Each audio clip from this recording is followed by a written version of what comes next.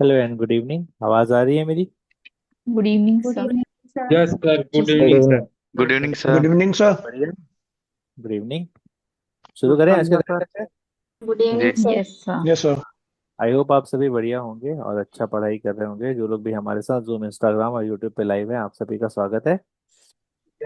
ये जो current affair session है, इसमें दैनिक भास्कर न्यूज़पेपर को पढ़ेंगे। तो जो लोग भी हमारे साथ इंस्टाग्राम पे जुड़े हुए हैं, आपको न्यूज़पेपर दिखाई नहीं देगा। इसके लिए आपको जूम पे आकर के पढ़ना पड़ेगा। सीए लेकर के रिप्लाई करें इंस्टाग्राम के स्टोरी पर। जो हमारे साथ इंस्टाग्राम पे लाइव है, उनके लिए ये है कि आप ये लिख करके रिप्लाई करें इंस्टाग्राम के स्टोरी पर। तो हमारी टीम से आपको एक लिंक मिलेगा, जिसके थ्रू आप इस फ्री करंट अफेयर सेशन में आ सकते हैं।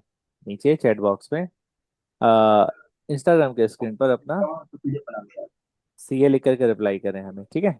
चलो मैं स्क्रीन शेयर करता हूँ। जो भी हमारे साथ लाइव हैं जूम पर, उनको ये पीडीएफ दिखाई देगा न्यूज़पेपर। दिख रहा है? Yes yes sir. Sir. Yes sir. चलो ठीक है। ओके, आगे बढ़ते हैं। समझिएगा। सावन शुक्ल पक्ष का नवमी है। कजरी त्योहार आज मनाया जाता है। याद कर लेना, रट लेना। सावन शुक्ल पक्ष नवमी। ऐसा कहते हैं कि आज के दिन भोजली बोते हैं, 5 दिन बाद छोटा छोटा होता है, उसको ठंडा कर देते हैं। नेक्स्ट। सीबीएसई तीन भाषा की नीति पर सरकार समाधान तलाशे। यहाँ पे एक समझना, सीबीएसई के तीन भाषा से रिलेटेड जो आपको ध्यान रखना है। सीबीएसई कक्षा 9 में तीन भाषाएं अनिवार्य करने की नीति पर सुप्रीम कोर्ट ने कहा, बच्चों पर किसी तरह का दबाव नहीं पड़ना चाहिए। तीन भाषा मतलब हिंदी, इंग्लिश रहेगा और एक स्थानीय भाषा।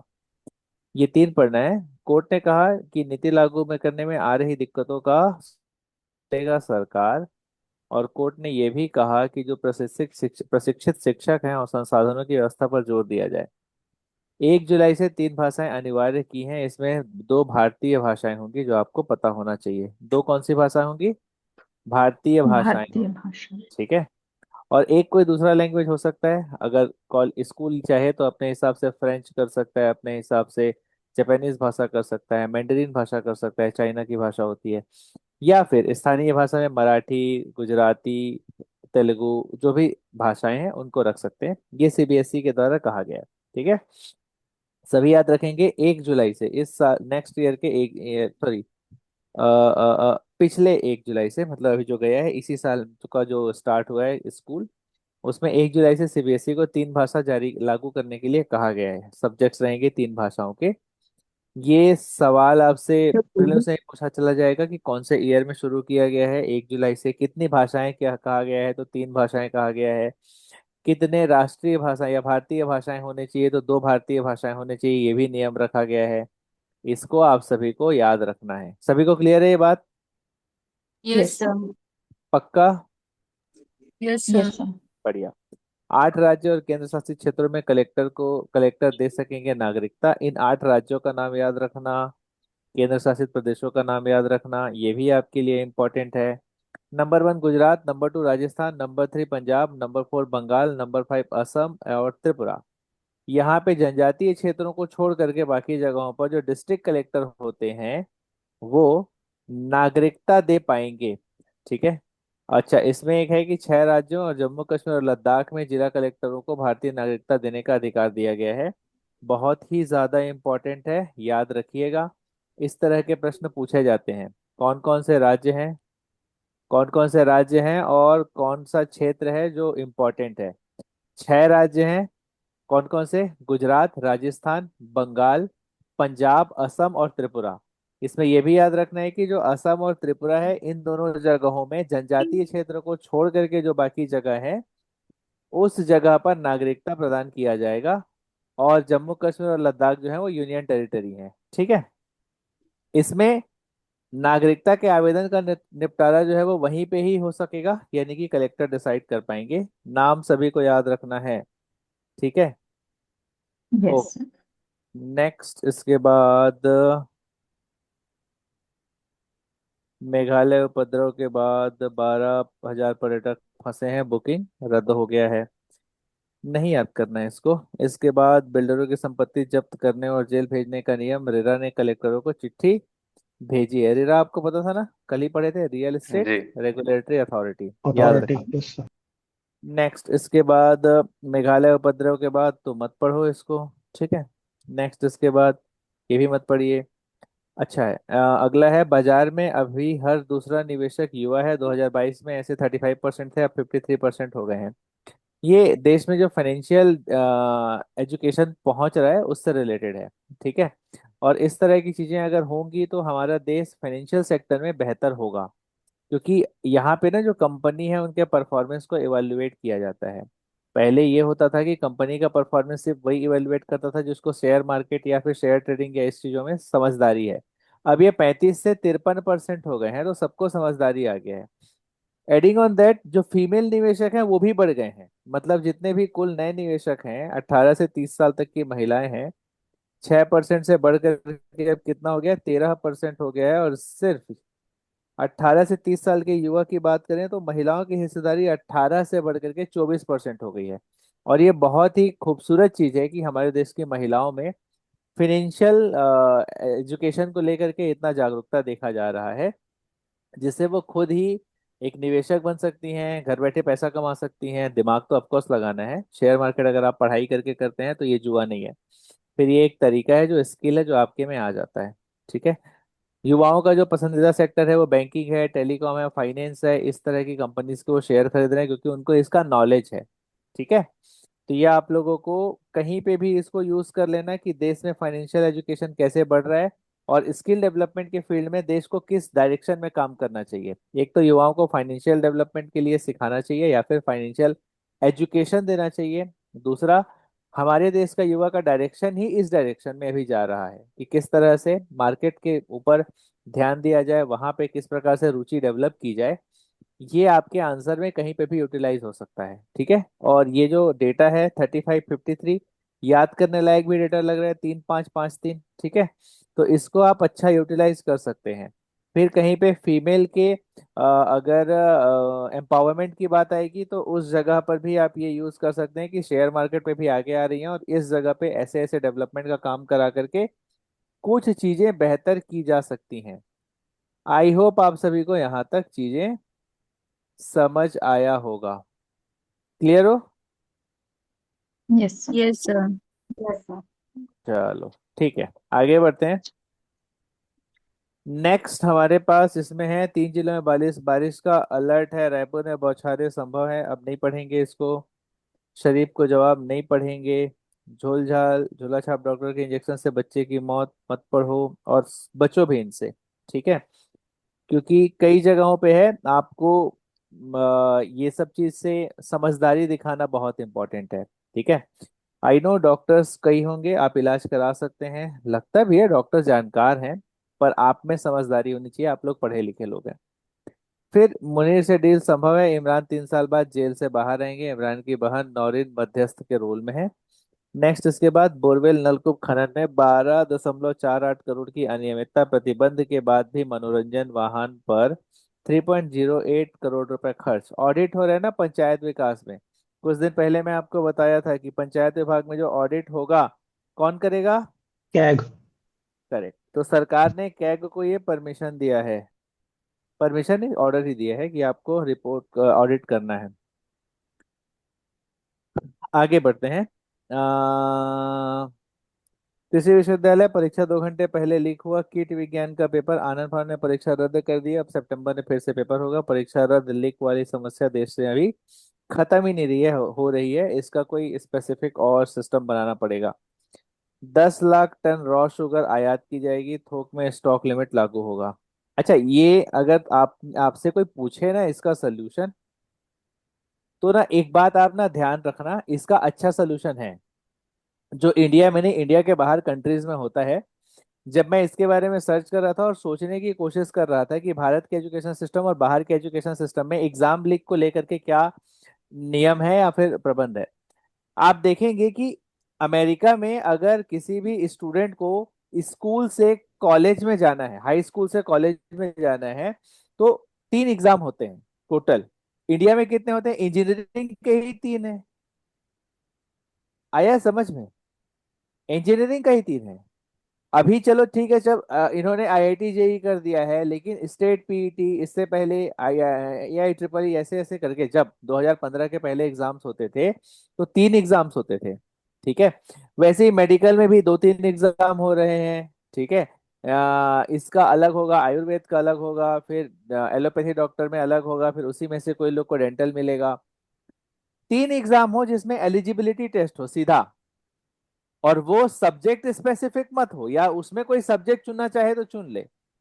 तो मल्टीपल एग्जाम्स को अगर 3 एग्जाम कर दें या 1 या 2 एग्जाम कर दें, सारे बच्चे 12वीं के बाद ये परीक्षा देंगे, बात खत्म। अगर सारे बच्चे एक सीजीपीएससी एग्जाम को दे करके मल्टीपल डिपार्टमेंट्स में ऑफिसर बन सकते हैं, तो सारे बच्चे जो 12वीं पढ़ के निकले हैं वो एक पेपर दे करके मल्टीपल ऑप्शंस ले सकते हैं अपने करियर का, और वो जी। सब्जेक्ट रिलेटेड मत हो। क्योंकि ओरिएंटेशन तो यही देखा जाएगा ना कि आप में कैपेबिलिटी कितनी है। तो इस तरह का एग्जाम हो, एलिजिबिलिटी का एग्जाम हो, तो एक जनरलाइज्ड एग्जाम हो जिससे ये पता चले कि स्टूडेंट्स की कैटेगरी क्या है। फिर कॉलेज एडमिशन लेने के टाइम पे स्टूडेंट्स का इंटरव्यू ले लें।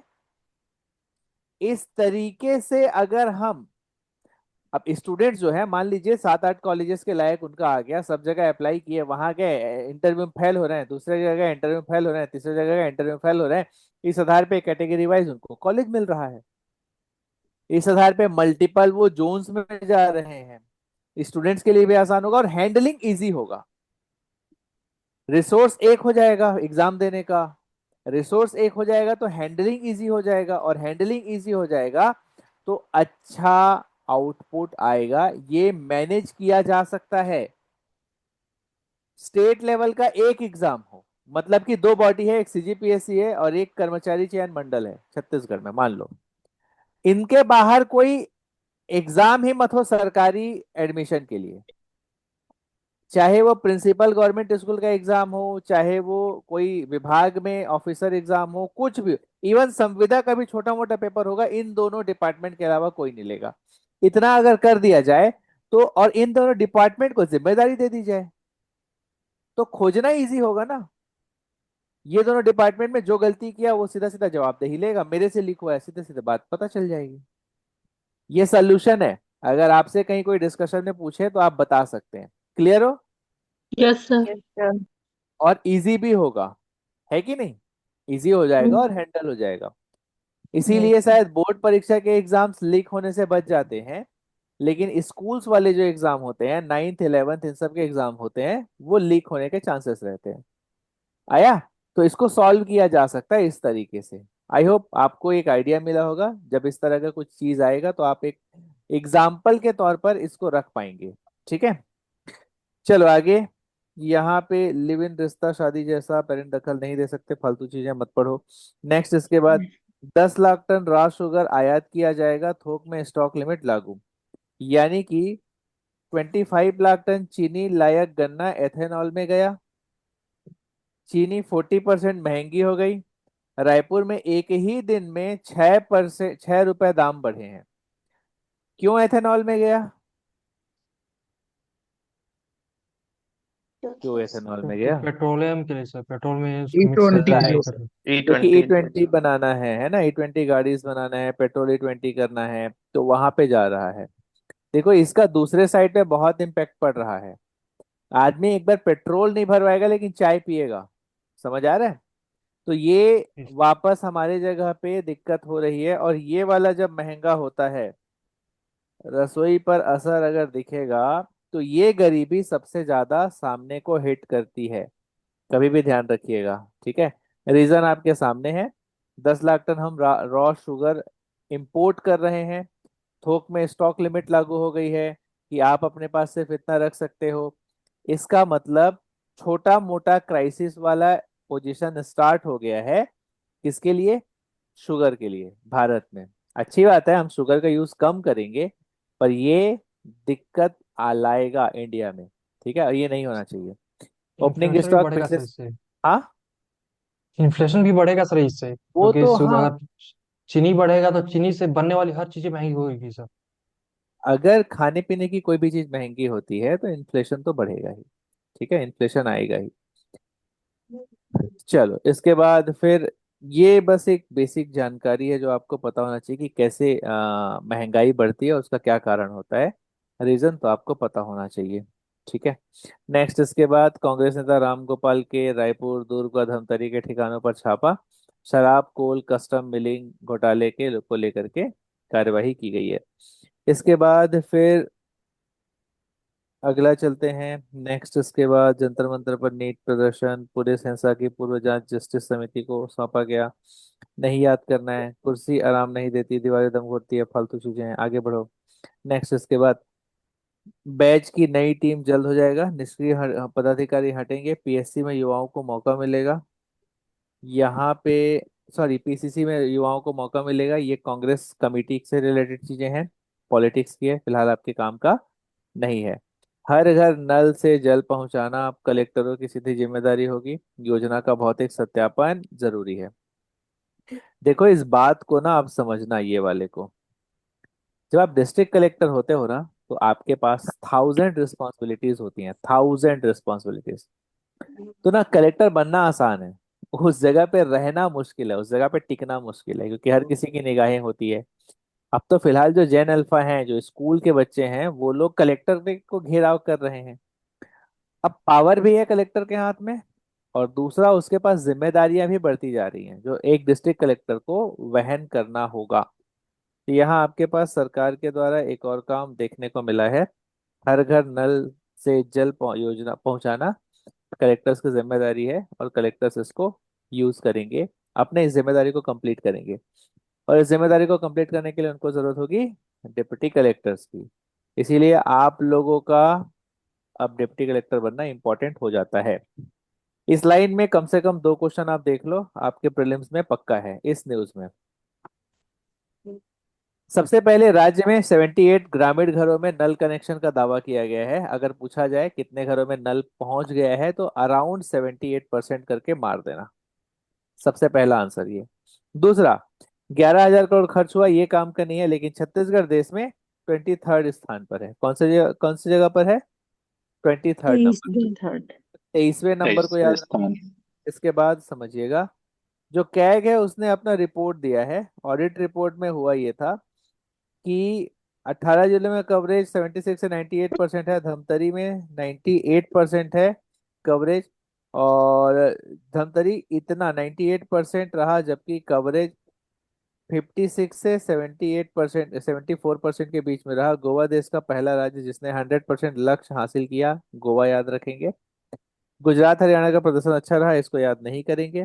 15 अगस्त 2019 से ये योजना शुरू हुई थी। कौन सा योजना? जल जीवन मिशन। इसका मूल लक्ष्य था दिसंबर 2024 तक प्रदेश के करीब 50 लाख ग्रामीण परिवारों को तक नल को पहुंचाना था। ठीक है। राष्ट्रीय स्तर पर मिशन की जो समय सीमा है उसको 2028 कर दिया गया है। ये अगेन एक फैक्ट है जो आपको याद रखना है। बाकी राज्य भर का इसमें और कुछ नहीं करना है। अच्छा, जल जीवन मिशन को हमारे यहाँ पे हर घर जल करके फिर इसको आगे बढ़ाया जा रहा है, तो ये भी फैक्ट है जो इम्पोर्टेंट है। जल जीवन मिशन के अंतर्गत हमारे छत्तीसगढ़ में कौन सा चल रहा है, तो हर घर जल करके आपको याद रखेंगे। अब इसमें जनजातीय क्षेत्र, बस्तर सरगुजा के जनजातीय क्षेत्रों के साथ साथ बालोद दुर्ग जैसे भूजल समस्या के इलाकों में भी जल स्रोतों की स्थिरता चुनौती बनी हुई है। आपको ये ध्यान रखना है दंतेवाड़ा जो क्षेत्र है वहां पे पथरीला क्षेत्र है, तो उस वहां पे पानी के लिए बोरवेल खोदना वगैरह वगैरह करना, वहां पे वाटर रिसोर्स का दिक्कत आएगा। सरगुजा संभाग की अगर आप बात करेंगे तो वहां पे वाटर रिसोर्स का दिक्कत आएगा। वाटर रिसोर्स आसानी से कहाँ पे मिलता है, जिस जगह पर नदी होता है। जिस एरिया में मैदानी क्षेत्र होता है जहां पे आपको बोरवेल करना इजी होता है, उन एरिया पे आपको आराम से भूजल आपको मिल पाएगा। ठीक है। तो छत्तीसगढ़ के मिड वाले एरिया में आपको ग्राउंड वाटर के रिसोर्स ज्यादा मिलेंगे। इसमें से जो बेमेतरा हो गया, बालोद हो गया, दुर्ग हो गया, इस तरह के जो जिले हैं ये लोग दुफसली खेती ज्यादा करते हैं। मतलब कि रबी में भी बोते हैं और खरीफ में भी बोते हैं। सामान्यतः छत्तीसगढ़ का जो खेती का पैटर्न है वो केवल खरीफ का पैटर्न है, कि खरीफ में धान बोएंगे, गर्मी भर आराम करेंगे, कुछ ना कुछ और काम करेंगे, उसके बाद फिर बारिश आएगा तो फिर खेती करेंगे। लेकिन इस क्षेत्र के किसान जो मध्य छत्तीसगढ़ है ना, जहाँ पे महानदी का पानी जाता है, शिवनाथ का पानी ज्यादा जाता है, आप देखेंगे तो ये एरिया है आपका धमतरी का एरिया हो गया, बालोद का एरिया हो गया, कांकेर का कुछ एरिया हो गया, दुर्ग का एरिया हो गया, और आपका बेमेतरा का एरिया हो गया। इन जगहों पे भरपूर पानी है। अब नदी का पानी भरपूर है वो ओके है, लेकिन क्या छत्तीसगढ़ की नदियां 12 मासी हैं? नहीं। तो पानी ज्यादा होने के कारण किसान अलग अलग प्रकार की खेती करने को तो तैयार थे, पर चेंजेस क्या हुआ कि उनको क्या उतना वाटर रिसोर्स मिल पाया? नहीं मिल पाया। खेती डेवलप हुआ पर वाटर रिसोर्स नहीं मिल पाया।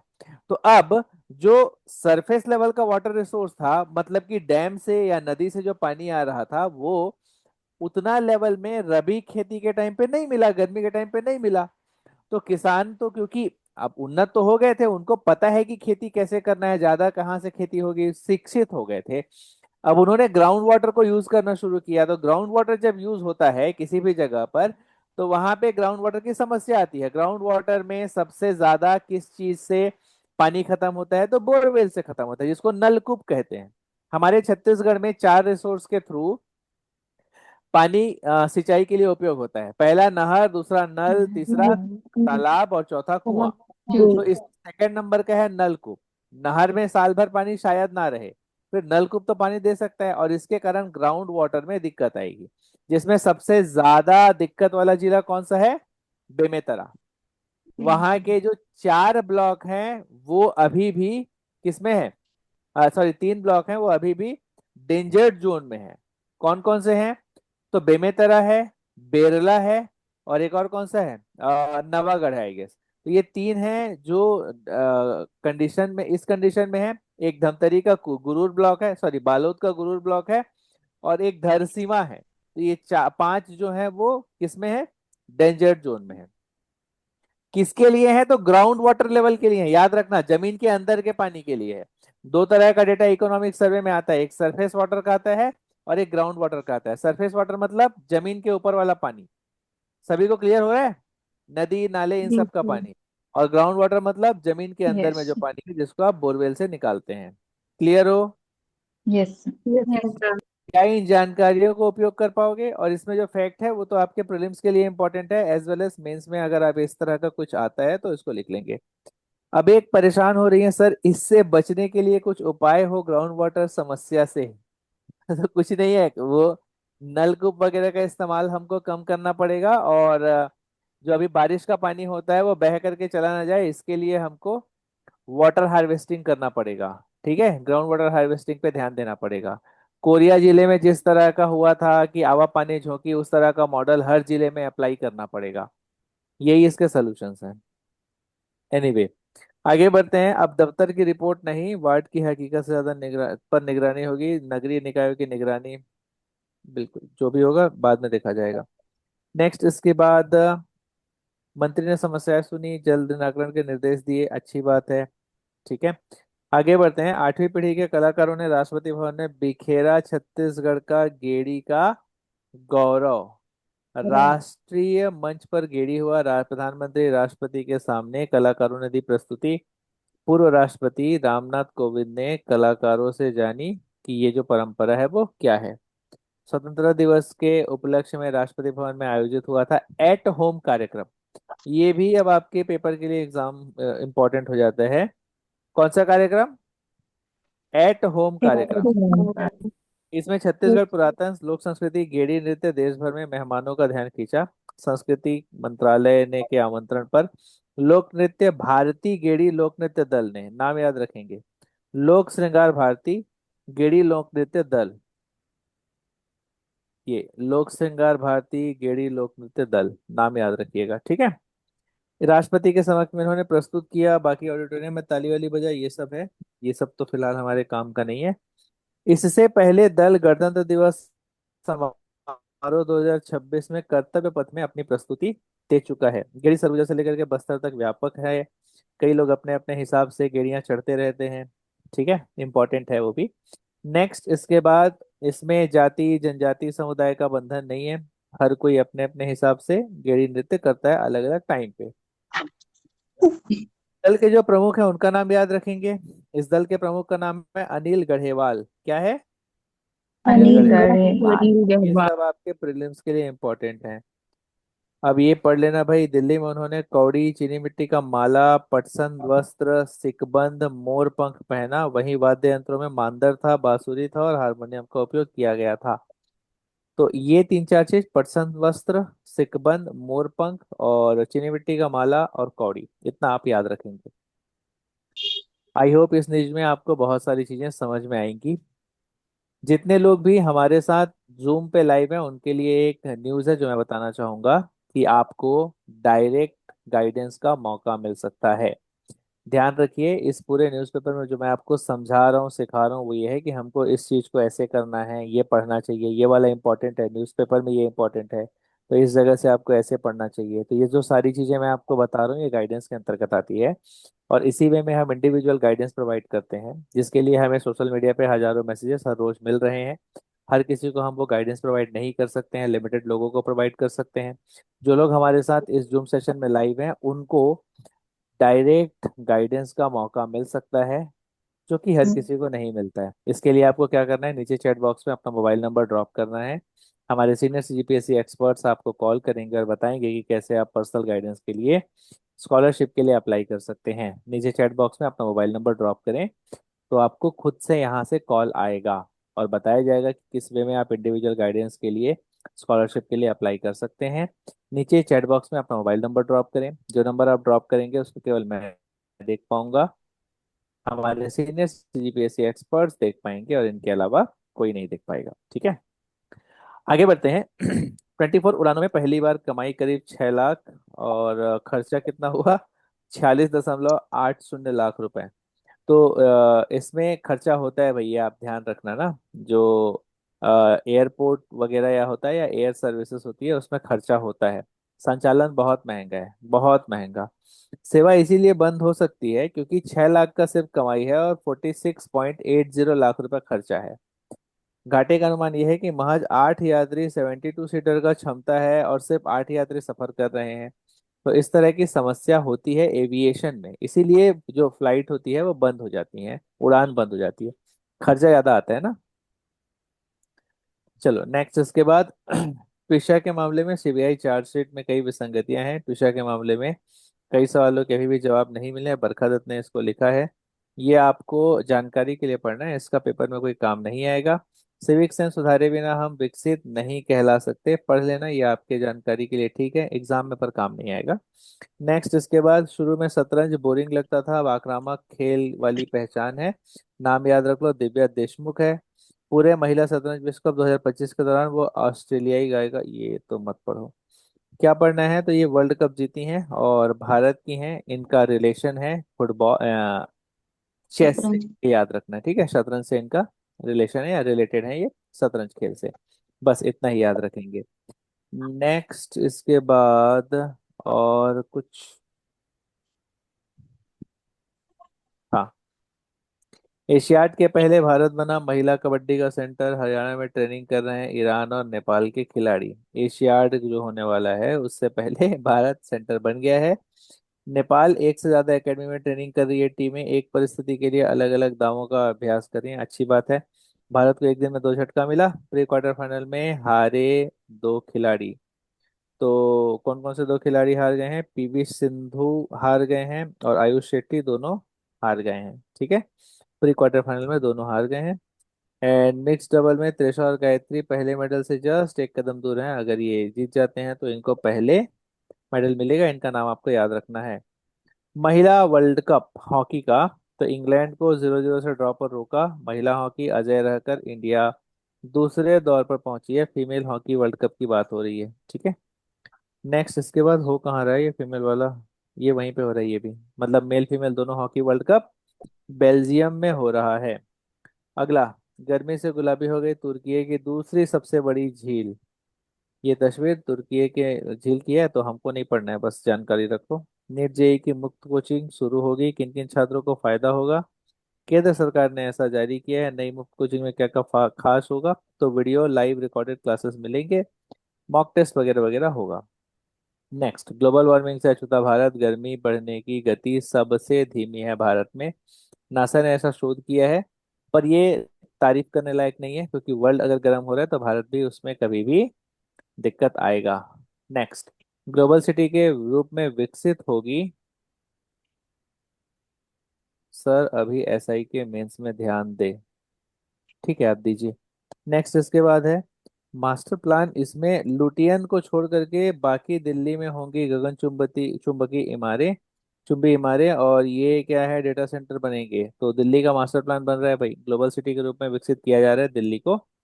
पुराने इलाकों में रीडेवलपमेंट होगा, इंडस्ट्रियल प्लॉट पर घर बन पाएंगे। 24 घंटे सक्रिय रहेंगे चुनिंदा इलाके, यानी कि दिल्ली में अब 24 घंटे वो कल्चरल सर्किट बनाया जाएगा जिसपे 24 घंटे काम हो सकेगा। पुरानी दिल्ली की विरासत और बाकी सारी चीजें हैं वो वैसे ही रहेंगी, बस उनका अच्छा डेवलपमेंट होगा। ठीक है, नेक्स्ट इसके बाद है ग्रीन और एनवायरनमेंट को ध्यान दिया जाएगा। कल्चरल और मनोरंजन की भी चीजें होंगी, औद्योगिक और रोजगार भी होगा, आवास और विकास होगा, परिवहन भी बेहतर हो जाएगा। 2047 तक 3.2 करोड़ लोगों की आबादी वाला एक वैश्विक शहर के रूप में विकसित होगा, ऐसा बोला गया है। अब ना ये इस न्यूज से अपने काम के लिए क्या निकालोगे, देखना। इस न्यूज से आप अपने काम के लिए परिवहन में क्या क्या होता है वो निकालेंगे, यानी कि अगर कहीं पे भी आप डेवलप करना चाहते हैं स्मार्ट सिटी या कुछ भी बेहतर सिटी प्लानिंग करना चाहते हैं, तो उसमें इन सब चीजों को आप करोगे। आवास के लिए करोगे तो ये वाली चीजें आपको होना चाहिए, हाई डेंसिटी कॉरिडोर्स वगैरह बनना चाहिए, ये आप बताओगे। इसके बाद इंडस्ट्रीज वगैरह होगा तो किस तरह से अब डेवलप होना चाहिए, तो डेवलपमेंट सेंटर्स होंगे, कोवर्किंग स्पेस होगा, इंक्यूबेशन सेंटर होगा। तो ये सब वर्ड्स आपको याद रखना है, कभी भी स्मार्ट सिटी प्लानिंग का किसी के बारे में पूछेगा तो इन सब को आप ऐड करके लिख सकेंगे। ठीक है, नेक्स्ट इसके बाद, अच्छा एक और मैं आपको सिटी प्लानिंग के बारे में बता रहा हूँ। जैसे अभी आज ही एक स्टूडेंट से बात हो रही थी और मैंने पूछा भी था उनसे कि मान लो अगर बाढ़ जैसी एक समस्या आ जाती है और उस बाढ़ वाली समस्या में आपको कुछ सुझाव देना हो, तो क्या आप सुझाव देंगे, सोल्यूशन क्या देंगे? तो उसके लिए जो यहाँ पे आप देख रहे हैं ना, ये हमेशा याद रखना। यमुना का सक्रिय फ्लड प्लेन जो होगा वो नो कंस्ट्रक्शन जोन रहेगा। तो कभी भी इस तरह की सिटी प्लानिंग होती है ना, तो जब बनता है तो जो जब वहां पे जो नदी जा रही है उसको नो कंस्ट्रक्शन जोन घोषित कर देते हैं। वहां पे कंस्ट्रक्शन नहीं होगा, वहां के लोगों को विस्थापित किया जाएगा। तो इस प्रकार से फ्लड या बाकी सारी चीजों को रोका जाता है। ठीक है, उसके कारण जो दिक्कतें होती हैं उसको रोका जाता है। अगला है यूपी में बैंक अफसर ने, ये तो नहीं पढ़ने लायक न्यूज़ है। फेल होने के लिए बने थे मेटा के सेफ्टी टूल, बच्चों से ज्यादा कमाई को तरजीह दी गई है, नहीं पढ़ना है। ये इन्होंने, यानी कि मेटा के पूर्व कर्मचारी ने बताया है। बच्चों ने फफूंद, ये तो फालतू के मत पढ़ो। नेक्स्ट इसके बाद, सिल्वर स्क्रीन सबसे ज्यादा कमाई करने वाली आधी फिल्में डिज्नी की हैं, नहीं पढ़ना है। एनीथिंग एल्स, विरोध का द 1 355 मत पढ़िए। ओके, ठीक है। इतनी चीजें थी आज के करंट अफेयर में। आई होप आप सभी को समझ में आया होगा। जो लोग भी हमारे साथ जूम पे लाइव हैं, आपको इंडिविजुअल गाइडेंस का मौका मिल सकता है। इसके लिए आप अपने चैट बॉक्स पे मोबाइल नंबर अपना ड्रॉप करें, तो हमारे सीनियर सीजीपीएससी एक्सपर्ट्स आपको कॉल करके इंडिविजुअल गाइडेंस के लिए स्कॉलरशिप कैसे मिलेगा और कैसे आपको गाइडेंस का मौका मिलेगा इसका तरीका बताएंगे। जो लोग भी हमारे साथ जूम पे लाइव हैं उनके लिए ये मौका है। जो नंबर आप ड्रॉप करेंगे उसको केवल मैं देख पाऊंगा और हमारे सीनियर सीजीपीएससी एक्सपर्ट्स ही देख पाएंगे। जो हमारे साथ इंस्टाग्राम पे लाइव हैं, आप जूम पे आकर के पढ़ा करें, पीडीएफ तभी आपको दिखेगा। मैं ज़्यादा कोई बड़ा पीडीएफ नहीं पढ़ा रहा हूँ, न्यूज़पेपर ही पढ़ा रहा हूँ, ये आपको नॉर्मल मिल जाएगा, पर देख करके पढ़ना है तो आपको जूम पे आना चाहिए। फ्री सेशन है। सीए लिख करके रिप्लाई करें इंस्टाग्राम के स्टोरी पर, तो आप यहाँ पे आ सकते हैं। खुद भी आ सकते हैं, अपने किसी नोन को भी लेकर के आ सकते हैं। फ्री करंट अफेयर का क्लास है ये। अगर आप यूट्यूब और इंस्टाग्राम पे लाइव हैं और गाइडेंस का मौका चाहते हैं तो आपको हमारे बायो पर जाना होगा। यूट्यूब में है तो यूट्यूब के बायो पर जाएं, और इंस्टाग्राम में तो इंस्टाग्राम के बायो पर जाएं। व्हाट्सएप का लिंक मिलेगा जिसके थ्रू आप हमें मैसेज कर सकते हैं गाइडेंस के लिए। बहुत बहुत धन्यवाद। कल आप सभी से फिर मुलाकात होगी इसी टाइम पर। यस, हमारे यहाँ पे अभी हर्ष जुड़े हुए हैं जो एसआई के मेंस में के लिए कुछ गाइडेंस कह रहे हैं। हाँ हर्ष, आप बोल सकते हैं, प्लीज बोलिए।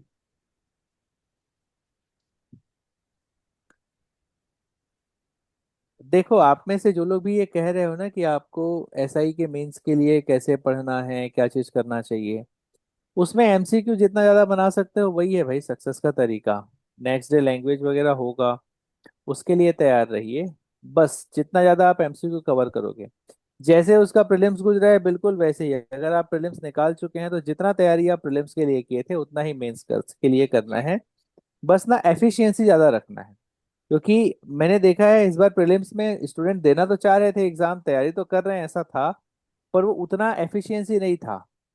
तो एफिशिएंसी बढ़ा करके यही सब्जेक्ट्स देना होगा। जो आप सब्जेक्ट्स पढ़ रहे हैं वही ही तो है ना, कुछ नया थोड़ी है उसमें। मोर एंड मोर फोकस आपको एमसीक्यू पे करना चाहिए। जितना ज्यादा आप एमसीक्यू अपना स्ट्रांग करेंगे उतना ज्यादा आपके उसमें सिलेक्शन के चांसेस बढ़ते हैं। इसीलिए, ठीक है। आई होप आपको कुछ समझ में आया होगा। ऑलराइट। पीवाईक्यू सिलेबस के अकॉर्डिंग नहीं पढ़ते हैं, सिलेबस को पीवाईक्यू के अकॉर्डिंग पढ़ते हैं। पहले सिलेबस को पढ़ करके पीवाईक्यू जाओगे तो गलत है। आपको पहले पीवाईक्यू देखना है, फिर उसके बाद सिलेबस आना है। तो पिछले साल के प्रश्न है, बस उसको आप देखेंगे एंड देन फिर इसके बाद सिलेबस आपको देखने की जरूरत नहीं पड़ेगी। ऐसे पढ़ाई होती है, ठीक है। ऑल राइट, कल आप सभी से फिर मुलाकात होगी। बहुत बहुत शुक्रिया। Thank you, sir. Thank you, sir. Thank you, sir. Thank you, sir. Thank you sir. Thank you, sir. Thank you, sir. Thank you, sir. Thank you, sir. जी वेलकम।